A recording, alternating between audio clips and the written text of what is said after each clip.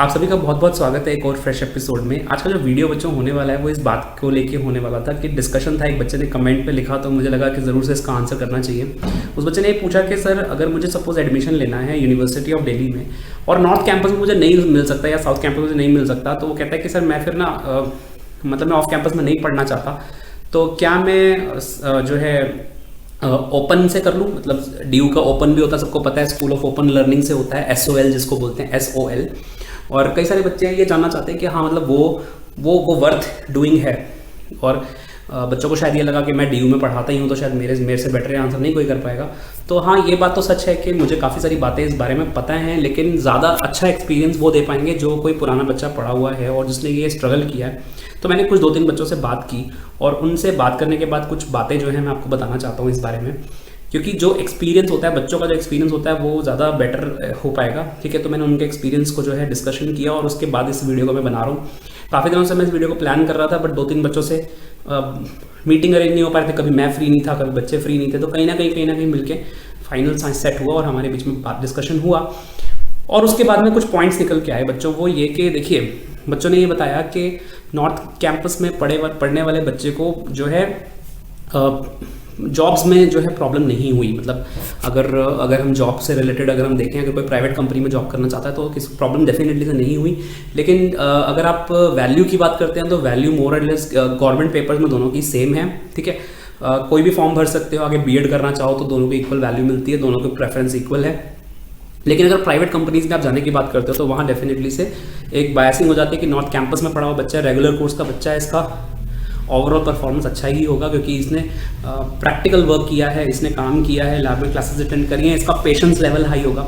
जबकि जो of camp जो क्या कहते हैं घर पे पढ़े हुए बच्चे होते हैं वो ज़्यादातर काम में उनका ध्यान होता है, तो पढ़ाई पर उतना ध्यान नहीं रहता, तो कहीं ना कहीं ऐसा उनका परसेप्शन होता है, तो कहीं ना कहीं वो लैकिंग हो जाता है, वो कहीं डिसएडवांटेज देखने को मिलता है। इसके अलावा बच्चों जो पेपर वर्क में बात करें तो दोनों में कोई डिफरेंस नहीं है, ये एक बात है। जहाँ तक पढ़ाई को लेके बात है, दोनों में ज़मीन आसमान का फ़र्क है, बहुत ज़्यादा डिफरेंस है, 19-20 का फ़र्क नहीं है, बड़ा डिफरेंस है।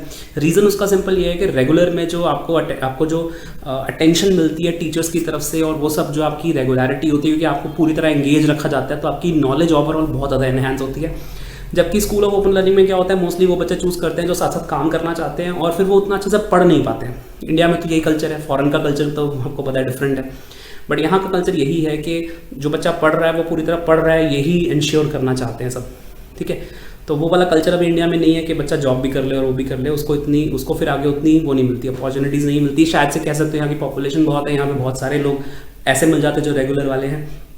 तो कहने का मतलब ये है कि कहीं ना कहीं पढ़ाई को लेके जो है अफेक्ट पड़ता है। आपकी अटेंडेंस तो डेफिनेटली से नहीं होती है, लेकिन फिर आपकी रेगुलरिटी ना होने की वजह से कहीं ना कहीं आपकी पढ़ाई पे अफेक्ट पड़ता है, और लास्ट में आप पढ़ते हो तो उसके मार्क्स पे भी अफेक्ट पड़ता है, तो मार्क्स भी कहीं ना कहीं कम हो जाते हैं। ये सब फैक्टर्स होते हैं। बाकी इसके अलावा कोई टीचर नहीं होता आपके पास में, देखा जाए तो। हालांकि क्लासेस लगती हैं, आप चाहें तो अटेंड कर सकते हैं, आपका सेंटर पड़ता है, लेकिन ज़्यादातर बच्चे जो हैं वो नहीं करते हैं, ठीक है, अटेंड। और कहीं ना कहीं देखा जाए तो उसका कोई खास जो है वो मतलब फ़ायदा देखने को नहीं मिलता है। तो अगर SOL के थ्रू जा रहे हैं तो क्या आपको जाना चाहिए? देखिए, मेरा ये सजेशन है कि अगर आपकी फैमिली प्रॉब्लम बहुत ज़्यादा है, अगर आपको लगता है कि आपको पढ़ाई के साथ साथ आप पढ़ाई तभी कर पाएंगे जब आपको जॉब जब तक आप नहीं करेंगे, तो ऐसे बच्चों के लिए ये एक तो बेनिफिट हो सकता है, दिस इज नंबर 1। दूसरा, कई बार क्या होता है, बच्चे CA की प्रिपरेशन कर रहे होते हैं या CS की प्रिपरेशन कर रहे होते हैं।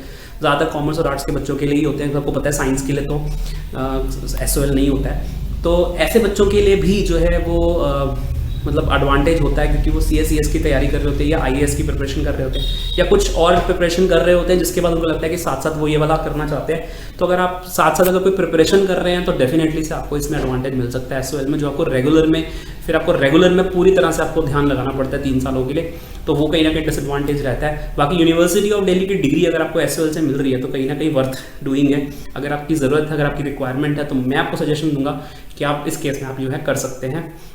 इसके अलावा आपके कोई सुझाव है या कुछ आप कहना चाहते हैं इसके अलावा, तो आप डेफिनेटली से कमेंट्स में पूछ सकते हैं। Thank you very much for watching this video. मेरा नाम है अंकुर आनंद, बाय।